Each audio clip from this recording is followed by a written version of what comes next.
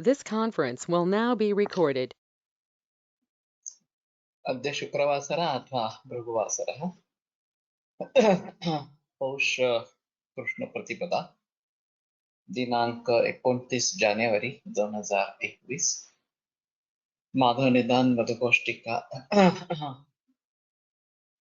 श्रवसव्यासादि लक्षण शंखं चक्रं जलौघान् दधतमृतघटं चारुदोर्भिश्चतुर्भिः सूक्ष्मस्वच्छातिहृद्यांशुकपरिविलसन् मौलिमं भोजनेत्रं कालाम्भोदोज्ज्वलाङ्गं कटितटविलसच्चारुपीताम्बराढ्यं वन्दे धन्वन्तरिन्दं निखिलगदवनः प्रौढदावाग्निलीलम् प्रौढदावाग्निलीलम् ब्रह्मणो हि समारब्धाम् आत्रेयाद्येषु पूजिताम् अस्मदाचार्यपर्यन्तां वन्दे गुरुपरम्पराम् आयुर्वेदरतं वन्दे माधवाख्यं महागुरुम् आयुर्वेदामृतं सर्वं शिष्येभ्यो यः प्रदत्तवान् दृष्टाज्ञानी दृष्टकर्मा कृतकर्मा तथैव च अध्यापको भिषक्श्रेष्ठो महान् संशोधकस्तथा गुणैरेतैः समुदितैः यत्कार्यं कृतनोद्दिशः समृद्ध्यर्थं हि कार्यस्य वयं न प्रयतामहे सरस्वत्यै नमो यस्याः प्रसादात् पुण्यकर्मभिः बुद्धिदर्पणसङ्क्रान्तं जगदध्यक्षमीक्षते आत्रेयं प्रथमं वन्दे आयुर्वेदजगद्गुरुम् आयुर्वेदामृतं सर्वं गृहीत्वा हि सुरेश्वरात् अग्निवेशादिकेभ्यो यत्प्रयच्छत् मुनिसत्तमः प्रथमं तन्त्रकर्तारम् अग्निवेशं नमाम्यहम्।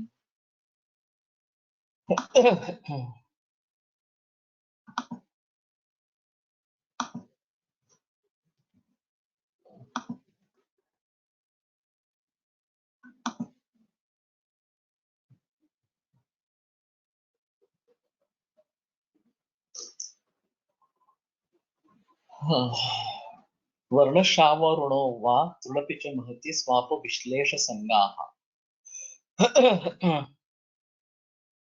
शावः अरुणः वा वर्णः महति तृट् एवञ्च स्वापविश्लेषसङ्गाः एतानि प्रकृतिमरुतः कर्माणि विद्या। तो शाव या अरुण इस प्रकार का वर्ण निर्माण होना, वास्तव में वर्ण का निर्माण तेज महाभूत से होता रहता है लेकिन दूसरे महाभूतों के अगर उसमें जोड़ है तो ये वर्ण शाव या अरुण इस प्रकार का निर्माण होता है। तो ये भी एक देखने की चीज है कि किस प्रकार का वर्ण निर्माण हो रहा है, उसके आधार पर किस दोष का प्राधान्य उसमें है। और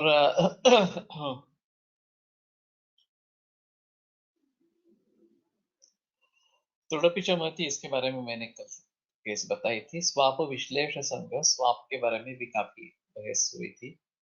विश्लेष यानी कि दूर होना, श्लीष आलिंगने और विश्लेष विगत श्लेष, इस प्रकार से। इसका एक जरा अजीब उदाहरण है सुमा साठे सर ने उनकी एक केस बताई थी कि रिटाइनल डिटैचमेंट का पेशेंट था ताराचंद में एडमिट हुआ था और उसको सर्जरी चाहिए ऐसा एलोपैथी के डॉक्टर ने भी बोला था और सुमा साठे सर ने भी वही बताया कि तुम्हें ऑपरेशन की जरूरत है। तो वो बोला कि मेरे पास पैसे नहीं है और मैं ऑपरेशन करवाना नहीं चाहता। तो उसी ने पूछा कि ये तो आयुर्वेद का अस्पताल है, तो आयुर्वेद में इसके लिए कुछ है या नहीं है। तो वो उलझन में पड़ गए। फिर उन्होंने विचार किया कि ये रिटाइनल डिटैचमेंट है तो ये वायु का कर्म है, तो वायु के हिसाब से कुछ करना चाहिए। और शायद मुझे पक्का याद नहीं है, लेकिन बृहत्वाद चिंतामणि उन्होंने गोली लिख के दे दी और नेत्र तर्पण किया और वो ठीक हो गया मरीज। तो ये रिटाइनल डिटैचमेंट ये एक तरीके से विश्लेष इसी प्रकार की है और ये वायु के जरिए है। ये इतना विचार तो उसमें सही था। उस जमाने में जो भी ऑप्थेल्मोलॉजिस्ट हुआ करते थे वो सभी आयुर्वेद को छोड़कर एलोपैथी सोचते थे। अभी ये पिक्चर काफी बदल गया है। और बहुत सारे लोग आयुर्वेद में नेत्र की प्रैक्टिस कर रहे हैं। लेकिन ये विश्लेष इस प्रकार से एक वात का रूप है, ये समझना आवश्यक इस प्रकार का है।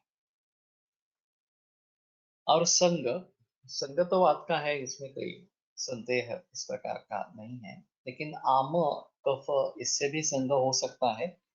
ये भी बात ध्यान में रखनी है। स्यात् कषायो रसश्च विद्यात् कर्माणि आमोनि प्रकुपितमरुतः स्यात् कषायो रसश्च। तो कषाय रस ये भी प्रकुपित वायु का लक्षण है। अभी ये थोड़ा सा विपरीत इस प्रकार का, विपरीत नहीं, यहाँ तो सामान्य ही है। तो वायु से समान इस प्रकार का ही है कि कषाय रस। लेकिन तिक्तास्यता ये पित्त में दिखाई जाती है। और जो रस पित्त का शमन करने वाला है वो कैसा निर्माण होता है, ये एक चीज रहेगी। यहाँ कषाय रसता की बात है तो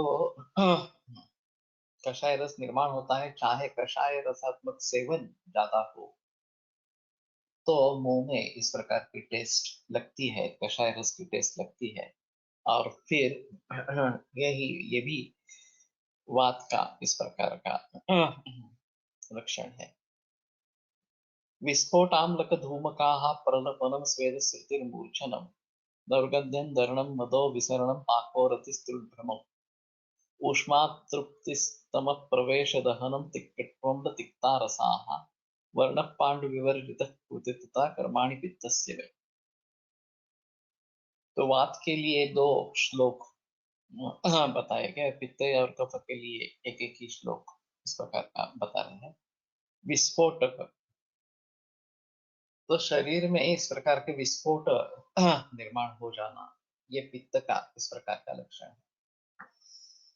मेरे पास एक मरीज थी, 2 महीने तेज बुखार था और केईएम अस्पताल में एडमिट थी। बुखार 100 103 104 ऐसा रहता था। और फिर करीबन 2 महीने के बाद पूरे शरीर में विस्फोटक उत्पन्न हुए। और जब वो निकले तो उसका निदान autoimmune disorder William Johnson syndrome इस प्रकार का हो गया। तो फिर स्टेरॉइड्स शुरू कर दी ऑटोइम्यून है करके। लेकिन कुछ फायदा नहीं हुआ। तो अब ये बचने के चांसेस नहीं है, ऐसी स्थिति आ गई। उनके रिश्ते में डोंबिवली के केतकर वैद्य थे। वो काफी बुजुर्ग है, अभी 90 उम्र में शायद होंगे। तो वो उनके रिश्ते में थे, उनको बुलाया गया। उन्होंने देखकर बताया कि मैं डोंबिवली से ये केस हैंडल नहीं कर सकता। उन्होंने मेरे नाम का सुझाव दे दिया कि गाडगिल से संपर्क करो और वो अगर ट्रीट करते हैं तो उसको ट्रीट करने दो। तो मैंने केस देखी और मैंने उसका निदान पित्तज विसर्ग इस प्रकार का किया। वास्तव में विस्फोट का ज्वर भी एक निदान होता है, जो सान्यपाती का ज्वर या एक प्रकार इस प्रकार का है। लेकिन मुझे उस समय वो पित्तज विसर्ग ऐसा ही लगा। और फिर मैंने दूर्वा और पटोलाजी क्वाथ इनका प्रयोग किया।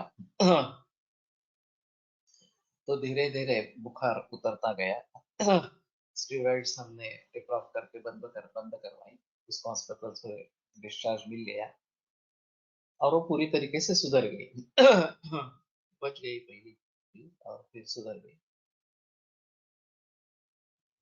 उस समय हम आयत निदान पर काम कर रहे थे और डायग्नोस्टिक सॉफ्टवेयर इस प्रकार का है।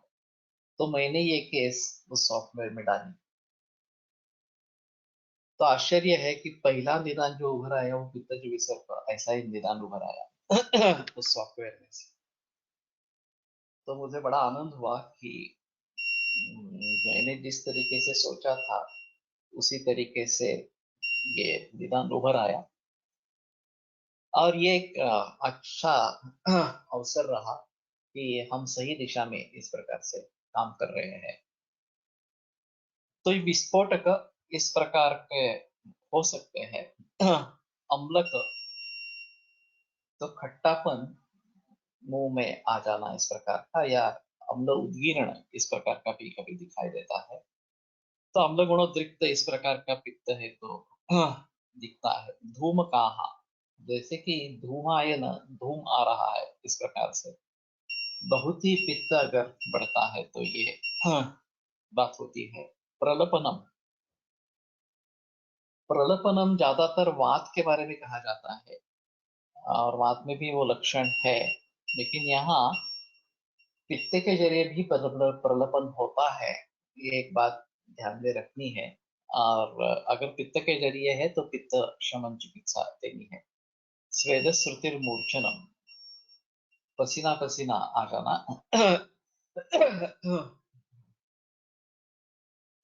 तो ये भी एक पित्त का लक्षण है स्वेद श्रुति। अभी कुछ मरीज इस प्रकार के पाए जाते हैं जिनके तल हाथ तल पाँव में बहुत सारा पसीना आता रहता है और उसी लक्षण के लिए आ जाते हैं।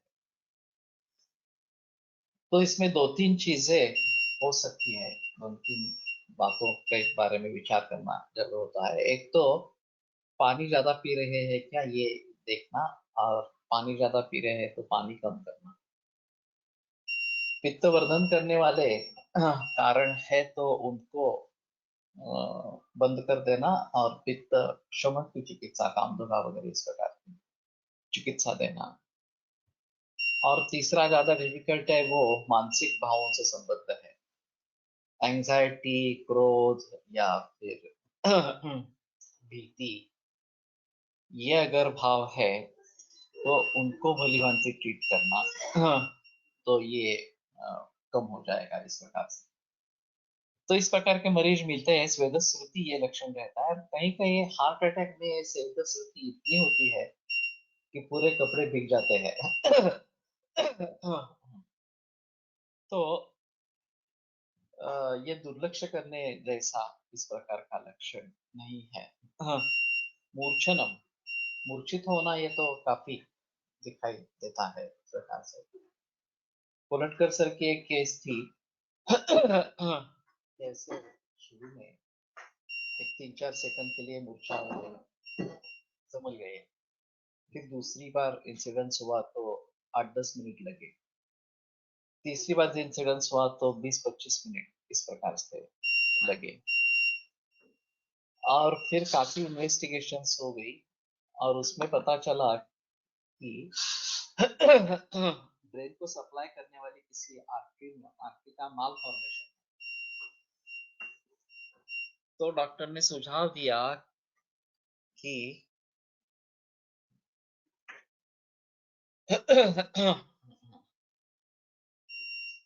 रेडिएशन करवाओ। उस समय रेडिएशन भी बहुत नया था। तो रेडियोलॉजिस्ट के पास चले गए। उसने बताया कि आप चाहते हैं तो मैं करूंगा, लेकिन इसके कुछ भी दुष्परिणाम हो सकते हैं। वाचा चली जा सकती है, पैरालिसिस हो सकता है। क्योंकि ये बहुत नाजुक काम है। तो अगर आप रिस्क उठाना चाहते हैं तो करो, नहीं तो मत करो। फिर उन्होंने वो बात टाल दी कि रेडिएशन नहीं करना है, ऐसा डिसाइड किया। और किसी के सुझाव मिलने से कोलटकर सर के पास आए। कोलटकर सर ने जब हिस्ट्री ले ली तो पता चला कि वो बहुत क्रोधी व्यक्ति था। और बार बार गुस्सा हो जाता था, छोटी छोटी बातों पर भी गुस्सा हो जाता था। तो सर ने उनको समझाया। तीनों दफा जब ये इंसिडेंस हुआ मूर्छा का, तो तीनों दफा उसको गुस्सा हुआ था और बाद में ये इंसिडेंस हुआ।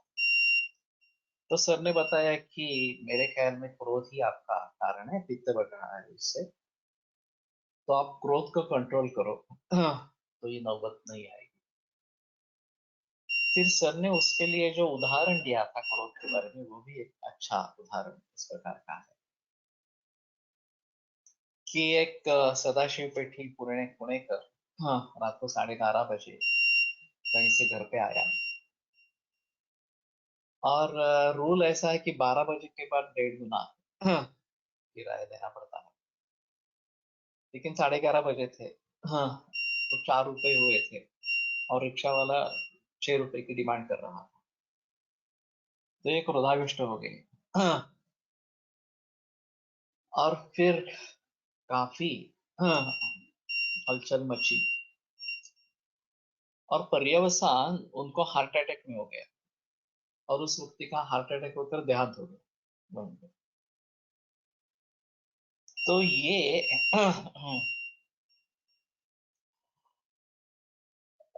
सोचने की बात है कि हमारी आयु क्या 2 रुपए कीमत की है, हाँ, 4 से 6 रुपए देने थे, और उसके लिए जान गंवानी पड़ी।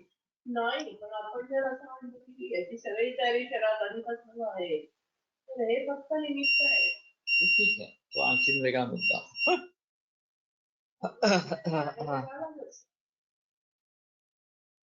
उसमें क्रोध का रोल है और पहले से संचित कुछ है, ये एक अलग चीज इस प्रकार की होगी। और कुछ लोग कहेंगे कि ये सवाल 2 रुपयों का नहीं है, ये सवाल है तत्व का। तो कोलटकर सर का कहना था कि तत्वनिष्ठा तुम रखो, लेकिन उसके लिए गुस्सा करने की जरूरत नहीं है, मैं पैसे नहीं दूंगा, चाहे तो पुलिस में चलो, ऐसा अगर बोल देते तो ठीक रहता था।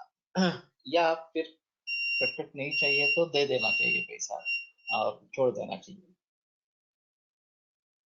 सुख शेंडे शास्त्री एक अजीब कहा करते थे कि ऐसा है ना, तो 10-2 रुपए ज्यादा मांग रहा है ना, तो दे देना उसको, उसकी भूल है, हमारी भूल है, कुछ भी सोचना नहीं। तो उनसे पूछा ऐसा क्यों, तो बोले कि उसके और हमारे जन्म पत्रिका में थोड़ा सा बदल है, इसलिए वो रिक्शा ड्राइवर बन गया और हम उसके ग्राहक बन गए। तो ये सोचकर हमें 2 रुपए ज्यादा देने से ज्यादा फर्क नहीं पड़ता, लेकिन 2 रुपए ज्यादा मिलने से उसको फर्क पड़ता है। सभी लोग सहमत हो गए नहीं होंगे अलग चीज है, लेकिन गुस्सा नहीं होना ही ये सबसे अहम है। लंबर स्कोलियोसिस मध्ये फक्त वाताचा विचार करून ट्रीटमेंट देता येईल का? वात का ही विचार करना पड़ता है, हड्डियों के बारे में भी सोचना पड़ेगा, या पोस्चर्स के बारे में सोचना पड़ेगा। और सही ढंग से पोस्चर मेंटेन करने के लिए प्रयास करने पड़ेगा। तळहात तळपाय घामाने ओले होणे यामध्ये गोर कांजिण्याचा इतिहास नसणे याचा विचार कसा करावा? जैसे मैंने अभी बताया, गोर कांजिणा का इतिहास है तो परिपाठाती और रजनी योग दे सकते हैं, लेकिन वो अगर नहीं है तो भी पित्त के बारे में सोच सकते हैं, तो भी जलपान ज्यादा है इसके बारे में सोच सकते हैं। और एंजाइटी, ये एक अहम चीज है उसमें, तो उसका विचार करना चाहिए। हायपोग्लायसेमियामध्ये संपूर्ण शरीराला खूप घाम फुटतो, मूर्छा येते, त्याचा विचार कसा करावा?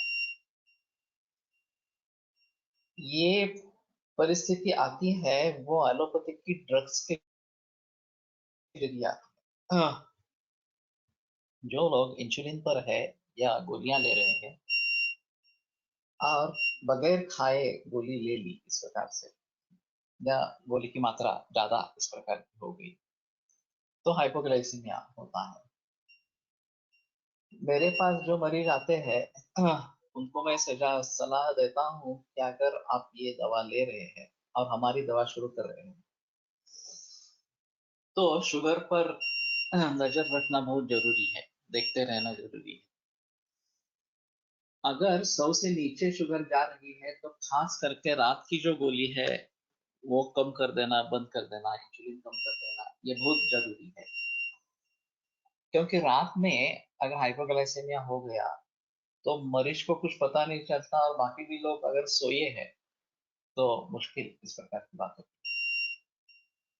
उसमें एक अहम मुद्दा आता है कि उस समय में क्या करें। शर्करा देने से फायदा होता है, ये तो सभी जानते हैं, और तुरंत चक्कर खाने के लिए दे देना, यही, हाँ, या कुछ भी मीठा इस प्रकार का दे देना, यही वहां पे ठीक इस प्रकार का है। तो ये एलोपैथिक ड्रग्स के जरिए होता रहता है, हमारे औषधियों से बिलो नॉर्मल नहीं जाएगा। अभी एलोपैथी की दवाइयों से बिलो नॉर्मल लेवल्स हो रहे हैं। कोलेस्ट्रॉल के बारे में स्टैटिन जब शुरू करते हैं तो अभी उसके जो रिपोर्ट दिखते हैं, कोलेस्ट्रॉल 80, ट्राइग्लिसराइड ऐसे ही कुछ, ये तो बिलो नॉर्मल है।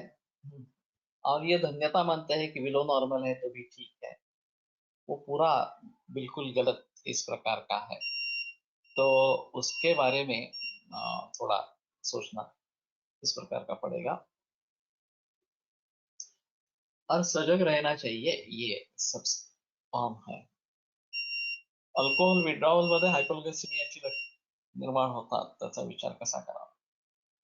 वो तो ओजक्षय को ध्यान में रखते हुए ट्रीटमेंट करनी है। और अगर हाइपोग्लाइसेमिया हमारा निदान है, एलोपैथी का निदान है, तो शक्कर दे देना यही सबसे अहम चिकित्सा इस प्रकार की रहेगी।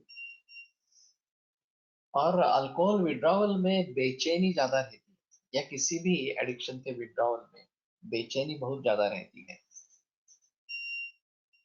तो ये जो है सारस्वता वगैरह इस प्रकार से कुछ काम करता है। मैंने एक केस देखी थी, केस एक्चुअली देखी नहीं, उसके पिता आए थे, उसको हीरोइन लेने की आदत थी, चेसिंग करता था और उसने छोड़ दी। और मैं करीबन दवाखाना बंद करके निकलने वाला था तो वो आ गए और फिर उन्होंने बताया कि वो उसको अभी बहुत बेचैनी है। तो मैंने सुवर्णमाक्षी, बृहता चिंतामणि वगैरह ऐसी कुछ दवाइयाँ, हाँ, और उसके साथ में सारस्वतारिष्ट उसको बताया, और 6 चम्मच सारस्वतारिष्ट मैंने पहली बार इतना डोज उसको बताया। और उसको पूछा कि वो कैसे करता था, उन्होंने कहा चेसिंग करके करता था। तो दशांग लेप दिया था और इसका धुआं करके वो नाक से लेने के लिए कहा, ऐसा बताया। चेसिंग म्हणजे धूमपान करून ओढायचं असं। तो और पहला डोज देने जाने के बाद वो थोड़ा आश्वस्त हुआ, फिर 1-2 घंटे के बाद फिर से उसका शरीर लकड़ी जैसा कड़क इस प्रकार का हो गया और बेचैनी फिर से बढ़ गई। तो दूसरा डोज दिया गया, वो लेने के बाद भी 2 घंटे अच्छे रहे। हाँ, फिर तीसरा डोज गया तो करीबन 18 चम्मच सारस्वतारिष्ट उसके पेट में गया और उसके साथ में वो दवाइयां गई। तीसरे डोज के बाद वो सो गया और फिर सुबह उठा, फिर बाद में मुझे दिखाने के लिए आया। मैंने दवाइयां दी, उसका सम्मुख दर्शन किया, लेकिन उसका निश्चय टिक नहीं पाया। हफ्ते भर के बाद फिर से उसने चेसिंग आरंभ कर दिया। आगे हालत मुझे मालूम नहीं, ये बहुत पुरानी केस है। तो हमारा इसमें एक्सपीरियंस ही नहीं है। अल्कोहल विड्रावल जो है वो थोड़ा सौम्य है, लेकिन इस प्रकार का हीरोइन, ये क्या, मार्जरीन ऐसा तो नहीं, मार्जरीन क्या बोलते हैं, मारिजुआना, ये इस प्रकार से अगर एडिक्ट है तो ये काफी मुश्किल होता है। और इंजेक्टेबल लिया जाता है, चेसिंग करके लिया जाता है। तो इन सभी के बारे में विड्रॉल सिम्टम्स जब आते हैं तो उसको कैसे ट्रीट करना है, ये एक अहम चीज रहेगी। यहाँ जो डी एडिक्शन सेंटर्स है जो एलोपैथी द्वारा चलाए जाते हैं, वो सीडेट कर देते हैं मरीज को उस समय के लिए, और फिर सीडेशन से बाहर आने के बाद थोड़ा आश्वस्त इस प्रकार का रहता है। लेकिन इनमें मानस भावों का विचार बहुत जरूरी है और उसके बारे में कैसे सोचेंगे, ये अहम चीज इस प्रकार की है। तो मूर्छा ये एक लक्षण है। दौर्गंध्यम, दुर्गंध शरीर में प्राप्त होना, ये एक इस प्रकार की चीज है। अभी ओरल कैंसर्स के या ब्रेस्ट कैंसर्स के मरीज दिखते हैं जिनमें पाक प्रक्रिया होती है, कोथ होता है और उसके जरिए बहुत दुर्गंध इस प्रकार का आता है और मुंह खुलता नहीं है, तो अंतःशुद्धि नहीं हो सकती है मुंह की और इसके जरिए ये बढ़ने लगते हैं। तो उसमें भी इस प्रकार का अगर दुर्गंध है तो पित्त के बारे में सोचना है, ये एक अहम चीज रहेगी। और कोक, पाक और कोथ, इनके बारे में सोचना है। तो जनरली सभी सुगंधित द्रव्यों का प्रयोग करें, ऐसा रहता है। तो चंदन, उशीर वगैरह इस प्रकार के द्रव्यों का प्रयोग उसमें करेंगे तो इसमें थोड़ी राहत इस प्रकार की मिल सकती है। दरणम, दरण का मतलब एक बार डिक्शनरी में देखना चाहिए।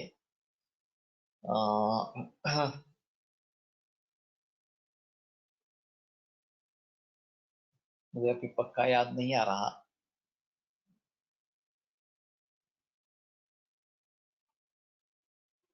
एक बार गिरवांडो कोश में या फिर औषध शब्द कोश में देखो। मदहा, तो मद निर्माण होना, ये भी एक आम लक्षण है। और गर्विष्ठता, ये जो आती है कि सदसद गुणाध्यारोपेण आत्मनि उत्कर्ष प्रत्यय, सच्चे हो या असद हो, इस प्रकार के गुणों के अध्यारोप से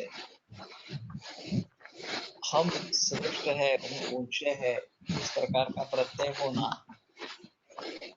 ये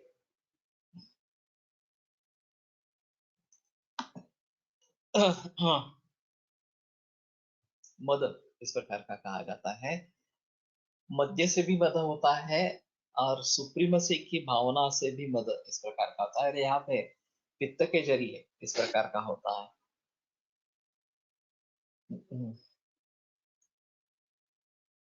विसरणम, तो विसरण से आगे अतिसरण ये बात हो सकती है कि द्रव द्रव्य निकल आना इस प्रकार से, तो ये विसरण इस प्रकार का कहा जाएगा। पाकहा, तो ये तो पित्त के जरिए होता है, उष्ण गुण से होता है, ये एक अहम चीज इस प्रकार की रही। व्यसन सोडण्यासाठी व्यसनी माणसाच्या नकळत काही औषध देता येईल का, अशी विचारणा अनेकांकडून वैद्याकडे होत असते। असे काही औषध देता येईल का, आपण काय विचार करू शकतो? चिरा पड़ने ऐसा एक है, लेकिन सिर्फ वही है ऐसा मुझे नहीं लगता है। इसमें ऐसा है,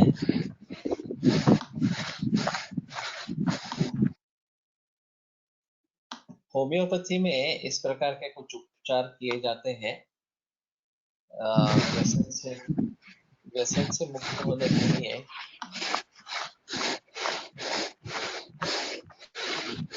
गजानन वाडले, तुझ्याकडे काय गजानन, तुझ्याकडे काहीतरी आवाज चालू आहे, तुझा तो माईक तरी म्यूट कर।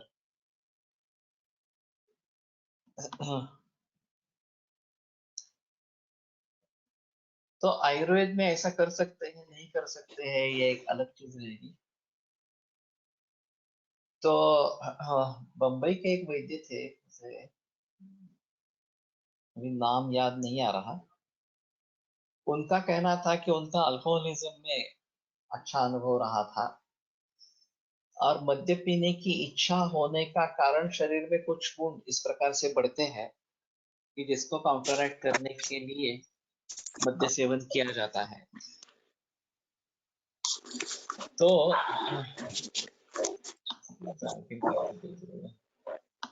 सभी अपना माइक म्यूट करें।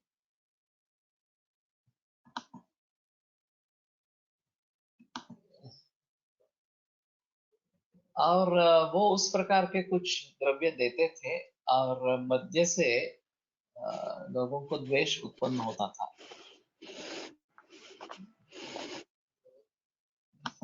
गजानन, तुझं माइक म्यूट कर, ऑफ कर।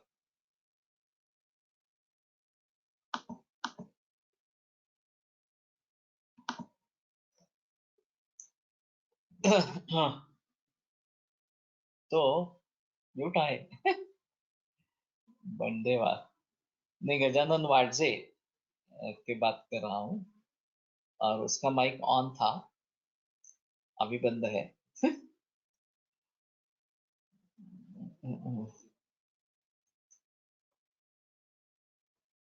तो इसके बारे में थोड़ा सोचना चाहिए कि अगर डी एडिक्शन के बारे में हमें कुछ करना है प्रयास, तो इन सभी के बारे में थोड़ा सोचना चाहिए.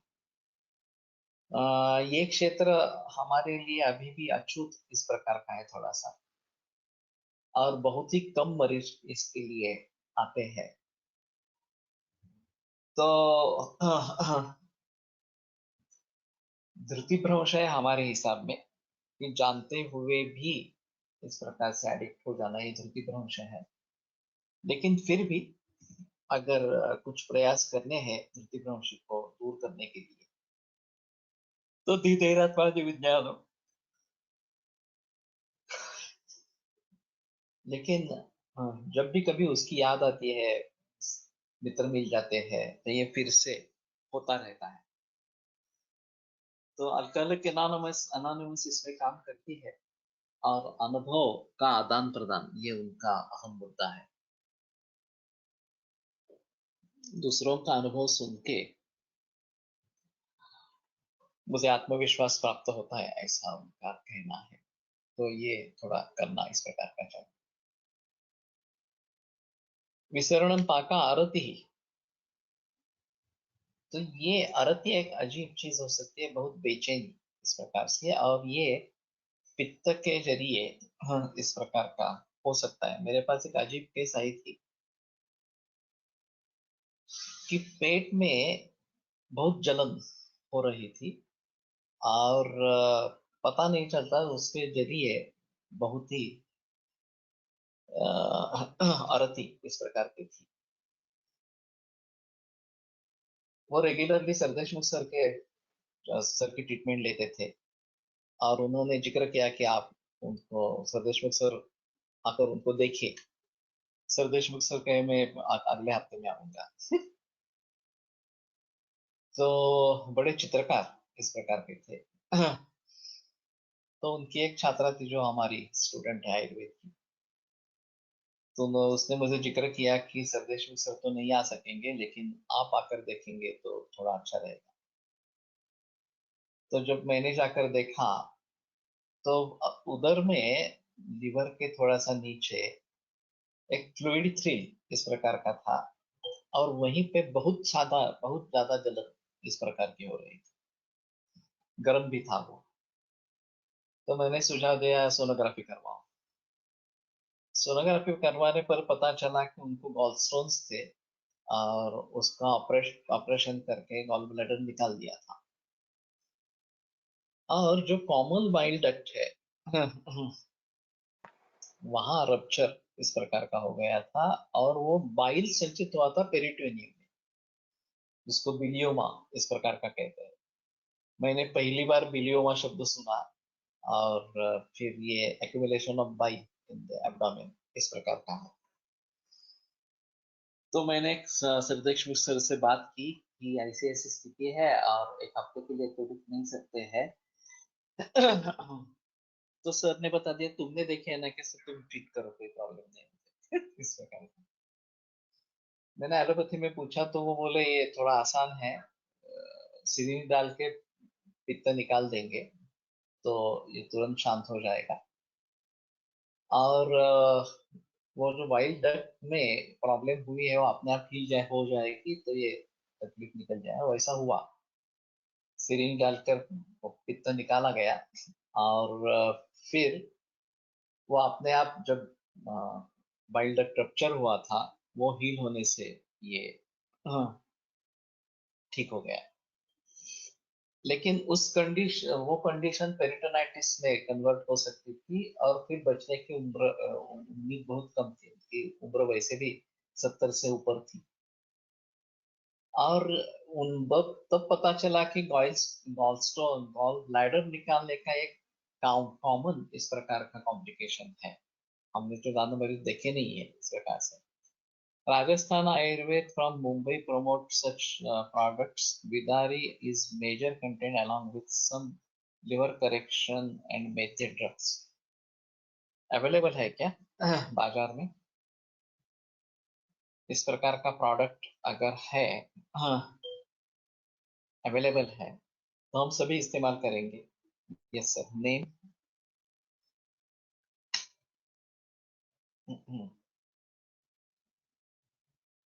तो नाम क्या है उस प्रोडक्ट का? किस कंपनी का है ये भी अगर बता देंगे तो। हाँ,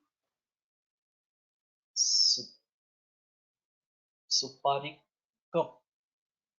नहीं, सुरारी कैप्सूल। ओके। अल्कोहारी अवेलेबल। सुरारी चूर्ण, सुरारी ऑल्सो।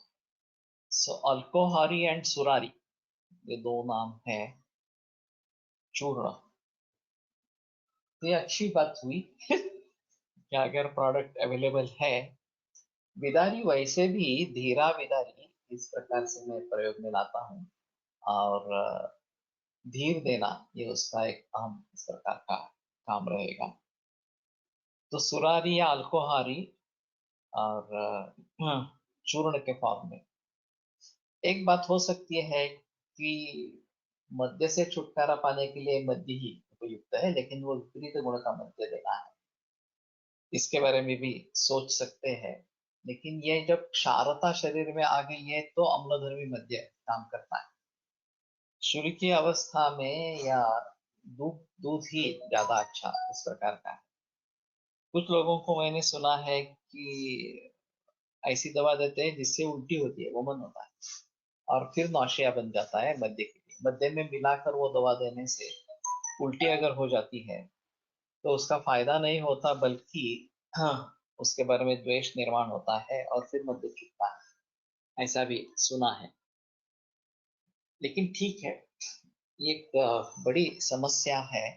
और दर्ण वेदना आर्या दीर्यते इव सुषु तरसा, आयुर्वेद शब्दकोश। तो दीर्ण जैसा ही है, भेद पड़ने ऐसे जो बोला था। लेकिन आर्या दीर्यते ये काफी मुश्किल तरीके की वेदना इस प्रकार की हो। श्रीखंड सेवन हे अल्कोहोलिझम मध्ये आलंय बहिरमध्ये। हाँ,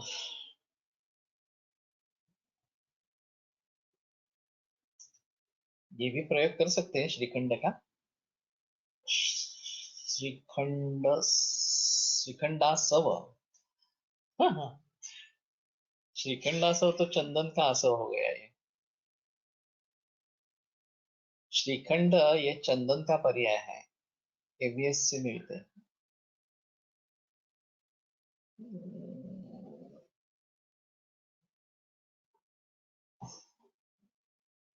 ये एक महाकल्याणक घृत का प्रयोग रसिक पावसकर कर रहा है। आता सुचले महाकल्याणक घृताची फोडणी वापरावे व्यसनी माणसाचा अन्न बनवताना। वैसे महाकल्याणक घृत पेट में भी देते हैं किसी ये श्रीखंडा सब क्या है एक बार देखना पड़ेगा। चंदन का ही है, एवीएस से मिलते हैं। synonym for Chandan but indicated in बताते हैं। हाँ, मेरे पास काफी चंदना सब है। मैं तो मैं इसके बारे में थोड़ा सोच सकता हूँ।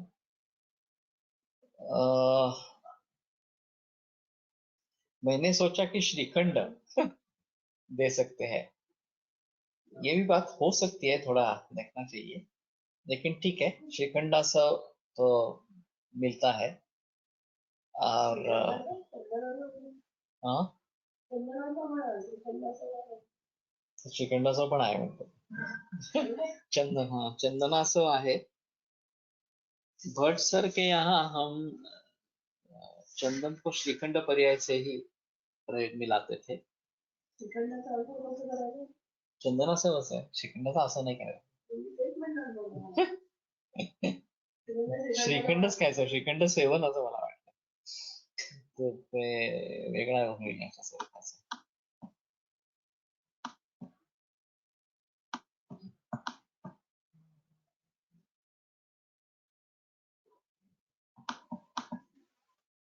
वैशंत्य मदात्य चिकित्सा पानात्य मद पान विभ्रम पानाजीर्ण डोस 12 ते 24 ml।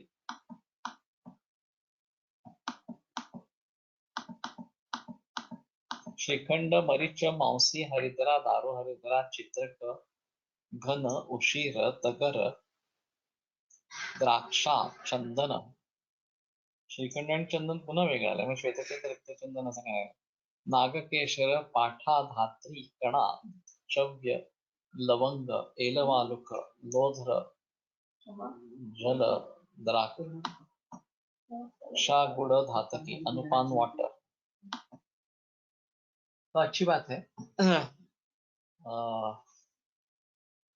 श्रीखंडा सा अगर बाजार में मिलता है तो ये थोड़ा चंदना से, लेकिन ये इसमें काफी सुगंधित द्रव्य इस प्रकार के हैं।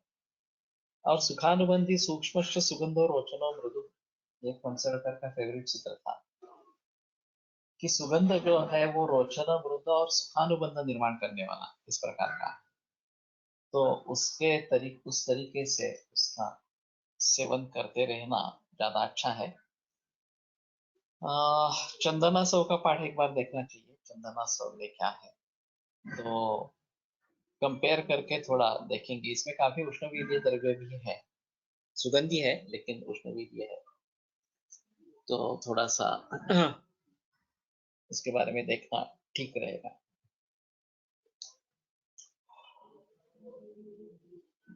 अरुति ही, हाँ हम अरुति से आगे निकले तो बेचैनी, पित्त के जरिए इस प्रकार की बेचैनी होती है, और खास करके अम्ल पित्त में जब सरदर्द होता है तो बहुत ही बेचैनी रहती है, और जब उल्टी हो जाती है तब सारा शांत हो जाता है, बेचैनी निकल जाती है। तो ये काफी मरीजों में पाया जाता है, खास करके माइग्रेन के जो मरीज है उसमें सरदर्द बहुत तेज होता है, और फिर अगर उल्टी हो जाती है तो उससे राहत मिल जाती है। तो ये एक अहम मुद्दा अरुति के बारे में सोचना है। त्रुट भ्रमव, तृषा और भ्रम ये दोनों साथ में हो सकते हैं। कैन वी यूज द्राक्षादि कषाय मेंशन अष्टांग हृदय सूत्र 1 चिकित्सा 1 actually it has indication of alcoholism. ये मिलता है द्राक्षादि कषाय, और जरूर इस्तेमाल कर सकते हैं, उसमें कोई संदेह नहीं है। ये थोड़ा शीतवीर्य है, वास्तव में रक्तपित्त वगैरह के बारे में भी उपयुक्त है।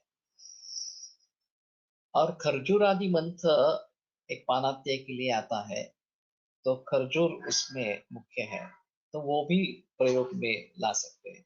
द्राक्षा हृदय में शायद खजूर होगा, मुझे याद नहीं है पक्का, लेकिन खजूर होगा, तो इसका भी प्रयोग हो सकता है। तो थोड़ा श्रीखंडासव के बारे में देखेंगे अगर अवेलेबल है तो, या चंदनासव भी प्रयोग करेंगे। महाकल्याण का गुरुत्व का मैंने भी प्रयोग किया है, वास्तव में मैं बताना भूल गया। और रसिक पावसकर ने काफी मात्रा में महाकल्याण का गुरुत्व का प्रयोग किया है, तो उससे जल्दी राहत अच्छी मिलती है। और ये आकांक्षा मध्य की कम होती जाती है इस प्रकार से। त्रुट और भ्रम, तृष्णा और भ्रम ये भी लक्षण होते हैं। यहाँ जो द्विवचन के इस प्रकार के हैं उसके बारे में थोड़ा सा सोचना पड़ेगा। ये दोनों साथ में होना ऐसा थोड़ा सा दिखाई देगा, और शायद इस प्रकार का लक्षण अम्ल पित्त ब्लड प्रेशर में भी दिखाई देता है। तो भ्रम ये तो है, लेकिन उसके साथ अगर तृष्णा है तो पित्त को मानकर करना पड़ेगा। माइग्रेन को अम्ल पित्त पकड़ कर ही करेंगे तो चलता है, शिरस्त्र यही प्रधान रहता है, लेकिन कारण जो दिखाई देते हैं वो पित्त बढ़ाने वाले इस प्रकार के ही कारण ज्यादातर दिखते हैं, तो उसी की ट्रीटमेंट से ठीक होता है। बुनिम्बादी चूर्ण और पथ्यादि कषाय। खूब ज्यादा हो तो कभी कभी जलों का उच्चारण भी करते हैं, तो उससे राहत इस प्रकार से मिलती है।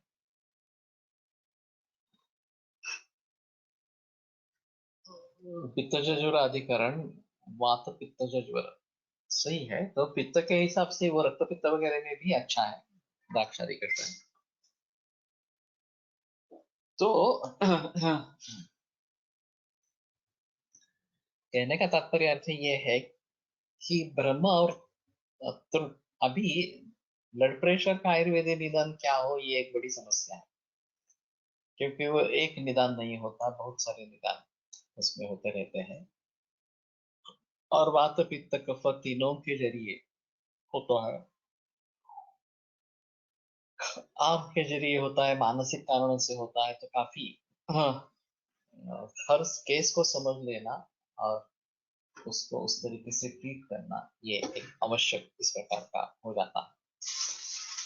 तो इसमें पित्त के बारे में हाँ सोच सकते हैं, साम पित्त है तो सुवर्ण सूचिकर अच्छी दवा है, निराम है अगर तो कामदुगा मुक्ति पित्त, ये अच्छी दवा है।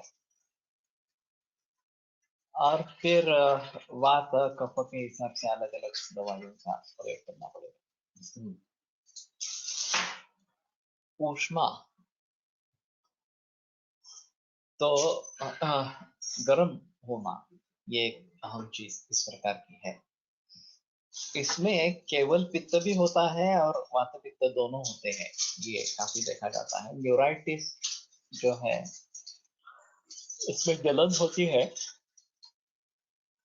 या गर्मी महसूस होती है, लेकिन ये थोड़ा आशयपकर्षक चीज ऐसा होता है। और कफ क्षय होने पर वायु पित्त को वहां लेके जाता है और ये लक्षण दिखाई देता है। और मादक कुर्ते दाम पित्ताचल सहित नीलाहार रक्त का भी रोग इसमें हो सकता है, तो रक्त मोक्षण से भी फायदा होता है। तो ये ऊष्मा या उष्ण स्पर्श होना, ये एक आम चीज पित्त के बारे में सोचनी है।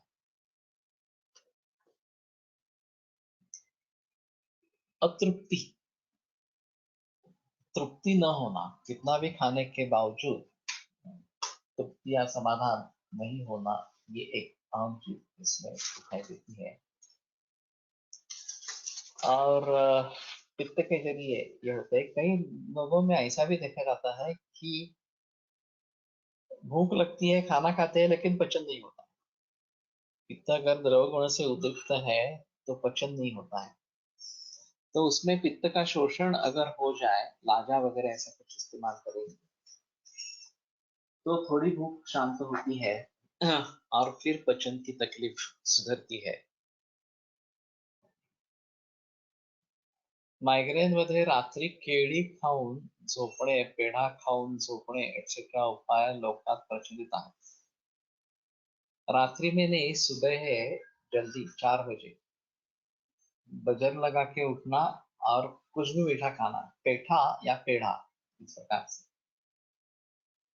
और उसमें अगर थोड़ा कफ का अनुबंध है तो सितोपलादि चूर्ण, शंख भस्म और त्रिभुवन की ऐसा कॉम्बिनेशन कभी कभी मैंने प्रयोग में लाया है। वास्तव में त्रिभुवन कीर्ति ज्वर में इस्तेमाल में लाई जाती है, हमारे फेडरेशन में त्रिभुवन कीर्ति का प्रयोग होता ही नहीं। कोलट कर्सल की एक अजीब केस थी, कॉन्स्टिपेशन की तकरार थी और स्वेद बिल्कुल नहीं आता था, उसको सर ने त्रिभुवन कीर्ति दी थी और स्वेद प्रवर्तन आरंभ हुआ और उसके साथ कॉन्स्टिपेशन भी दूर हो गया। तो स्वेदाध्याय में शुरू में ही वातमूत्र पुरुषाणि न सज्जन्ते कथंचन। वातमूत्र और स्वेद अगर अच्छा होता है तो वातमूत्र पुरुष का संग नहीं होता, इस प्रकार के।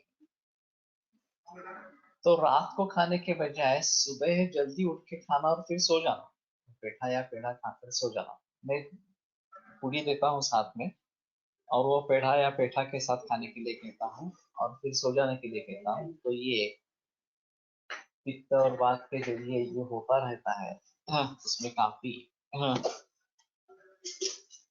साय साखर लवंग हे अनुपान कोणत्या अवस्थेमध्ये वापरावे? संतानिका के गुणधर्म दिए हैं, शुक्रवर्धक खास करके है। तो इसके बारे में थोड़ा सोचना पड़ेगा। जिनको मलाई पसंद है उन्हीं को बता सकते हैं। वेणुमाधव शास्त्री जोशी साय साखर लवंग का अनुपान बता सकते हैं, और नॉर्दर्न ट्रेडिशन में भी है। मैंने भी तुम्हें बताया था, फिर बाद में मैं महाल कल्याण कृत पर बताया। तो लवंग शीत तीक्ष्ण है, और साय साखर ये ब्रूहण इस प्रकार का है, और सुगंधी है लवंग। तो इन सभी का परिणाम शुक्रवर्धन और दौर्मनस से दूर करना इस प्रकार से होता है। जिव्हा लोलुपतेचा विचार कसा करावा ये धृतिभ्रंश ही है। तो समझते हैं कि ये खाना ठीक नहीं है, बराबर नहीं है, फिर भी खाते हैं। तो हमें तात्कालिक सुख और चिरकाल सुख इसके बारे में सोचना है। अगर दीर्घकालीन सुख की अपेक्षा करते हैं तो इस तात्कालिक सुख का त्याग करना ही बेहतर है। तो अब हम इस प्रकार का रहेगा, लेकिन लोग उसके बहकावे में आ जाते हैं तात्कालिक सुख के, और फिर उसके परिणाम भुगतने पड़ते हैं। तो इसके बारे में सोचना जरूरी इस प्रकार का रहेगा।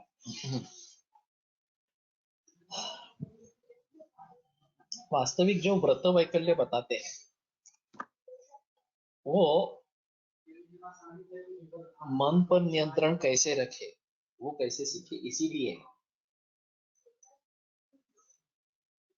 उपवास की जो संकल्पना है कि रोजाना खाना जो है नहीं खाना है, इस प्रकार से हल्का खाना खाना है या द्रव द्रव्य ले लेना है, और लंघन, बेसिकली लंघन करना है।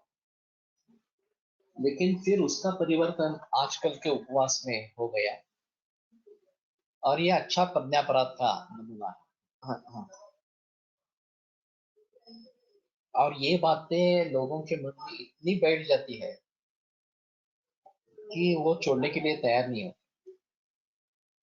जब मैंने साबूदाना के निर्माण का विधि सुना, व्हाट्सएप में देखा वगैरह वगैरह, तो सच्चाई नहीं है, अलग चीज रहेगी। लेकिन वो करने के बाद नहीं, साबूदाना खिचड़ी तो उपवास में नहीं खानी है, ऐसा मैंने सोचा। लेकिन आषाढ़ी एकादशी और महाशिवरात्रि ये बड़े इस प्रकार के दिन रहते हैं।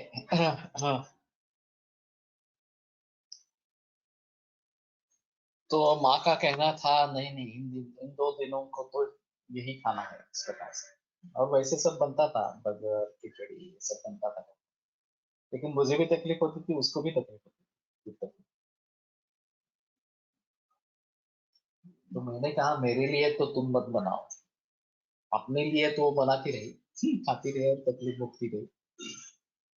लेकिन फिर आगे, हाँ, मेरे लिए नॉर्मल खाना बनाना, और मैं उसके साथ खिचड़ी खाता था क्योंकि वो पसंद रहती थी इस प्रकार से। हाँ, लेकिन वो सीमित मात्रा रहती थी, केवल खिचड़ी ही खाना ये नहीं करते थे उस समय में। तो ये मन की शिक्षा के लिए है, वास्तव में मन पर कंट्रोल करने के लिए है, और वो मूल उद्देश्य दूर चला गया है। तो ये काफी अहम इस प्रकार का मुद्दा है।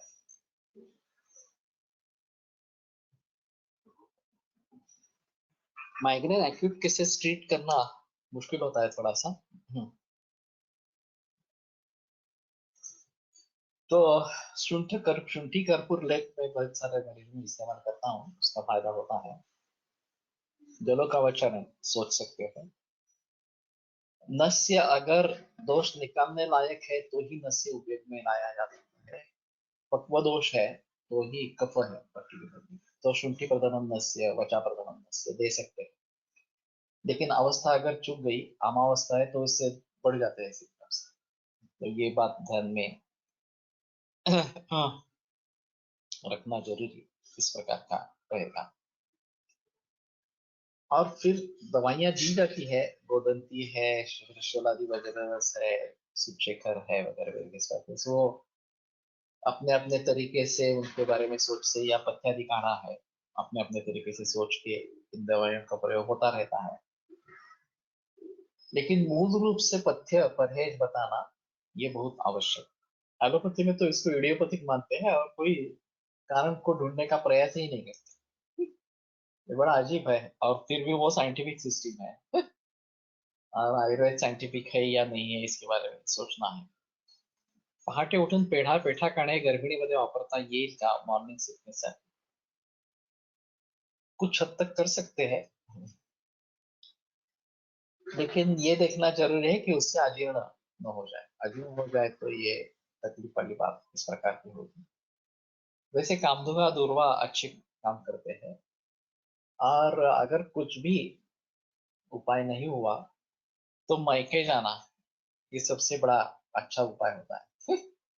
ससुराल में ये तकलीफ होती रहती है, जैसे ही माँ के घर जाते हैं तो ये अपने आप कम हो जाती है, ऐसा बहुत सारे मरीजों में देखा है।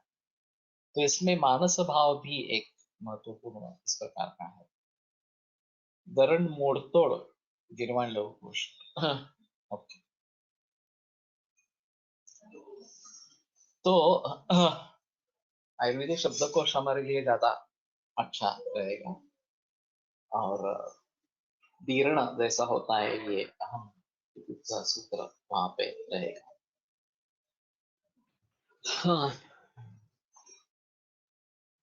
उष्मा अतृप्ति तम प्रवेश। तो तम प्रवेश ये भी एक अहम चीज रहती है। हाँ, कि अंधेरा हो जाता है सामने बिल्कुल, और जैसे हम अंधेरे में घुस रहे हैं, इस प्रकार की परिस्थिति होती है। तो मुझे याद है जब बचपन में मेरे दांत निकाले थे एनेस्थीसिया देकर, क्लोरोफॉर्म देते थे उस समय में। तो मैं इतना जोर से घूम रहा था, चक्रारूढ़ से स्थिति, और बाद में अंधेरे में प्रवेश किया, ऐसा मुझे याद है। फिर आगे का कुछ याद नहीं है इस प्रकार से। मोशन सिकनेस के बारे में ऐसा है कि खाली पेट अच्छा लगता है या भरे पेट अच्छा लगता है, ये देखना है। अगर खाली पेट अच्छा लगता है तो लंघनी करना है और पाचन करना है। ये आले पाक ये अच्छा है उस समय में, खाने के लिए, चूसने के लिए। हाँ, और अगर भारी पेट अच्छा लगता है तो सुवर्ण गैरिक अच्छी दवा है, और थोड़ा खाना खा के निकले। हाँ, ये बेटर ऑप्शन इस प्रकार का है। इसमें लघु सूच्यकर भी दे सकते हैं। हाँ, खाली पेट अच्छा लगता है तो। और यहाँ पे कामधुआ भी दे सकते हैं, गिरीश दे सकते हैं, तो इससे काफी फायदा होता है। और मानसिक शांति होनी चाहिए, कि सोचना नहीं है मुझे मोशन सिकनेस होगा, उल्टी होगी, ऐसा सोचना नहीं है। और दूसरा वातक क्षोभ के कारण होता है, घाट सेक्शन में मोशन सिकनेस ज्यादा होता है, तो ये एक क्षोभ है। तो उसके हिसाब से भी गिरिज अच्छा है। गिरिज की थोड़ी थोड़ी मात्रा लेते रहेंगे, या लाजा इस प्रकार से लेते रहेंगे गिरिज के साथ, तो मोशन सिकनेस में फर्क होता है। इस प्रकार से द्रव्य का शोषण होना ये भी एक इसमें आम चीज है। हाँ ठीक है, यहीं पे रखते हैं, कल फिर से आगे बढ़ेंगे। आयुर्वेद प्रकांडो निगदित इह हि शल्यतंत्र प्रधानः शिष्टेभ्यः शाश्वतोऽयं निखिलजनकृपा व्याप्तचित्तेन येन आयुर्वेदस्य वाञ्छन् पुनरपि भुवने तां च सुष्ठु प्रतिष्ठां श्रेष्ठं धन्वन्तरिं तं प्रणमति च सदा वैद्यवर्गो हि नूनम् वैद्यवर्गो हि नूनम्। विरम्यते व्याख्यानव्यापारः। श्वः पुनरपि मिलिष्यामः।